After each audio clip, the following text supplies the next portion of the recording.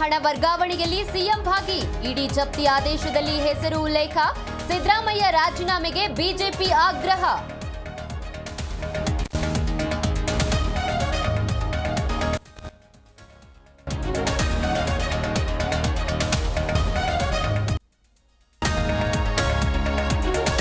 ಬೆಳ್ಳಂಬೆಳಗ್ಗೆ ಭ್ರಷ್ಟ ಅಧಿಕಾರಿಗಳಿಗೆ ಲೋಕಾಲ್ shock, SP Hiremath ಮನೆ ಮೇಲೆ ದಾಳಿ, ಏಕಕಾಲಕ್ಕೆ 3 ಕಡೆ ದಾಳಿ, ದಾಖಲೆಗಳ ಪರಿಶೀಲನೆ.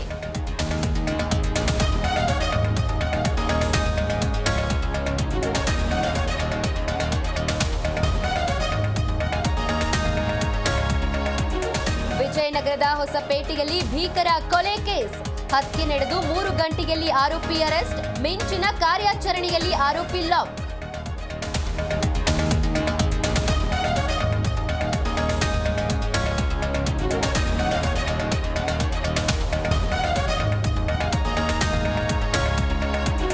ಲವ್ ಮಾಡಲ್ಲ ಅಂದಿದ್ದಕ್ಕೆ ಯುವತಿಯ ಮರ್ಡರ್, ಕಾಲೇಜು ವಿದ್ಯಾರ್ಥಿನಿ ಕತ್ತು ಸಿಳಿ ಕೊಲೆ ಮಾಡಿದ ಪಾಪಿ, ರಾಯಚೂರಿನ ಸಿಂಧನೂರು ಹೊರಭಾಗದಲ್ಲಿ ಘಟನೆ.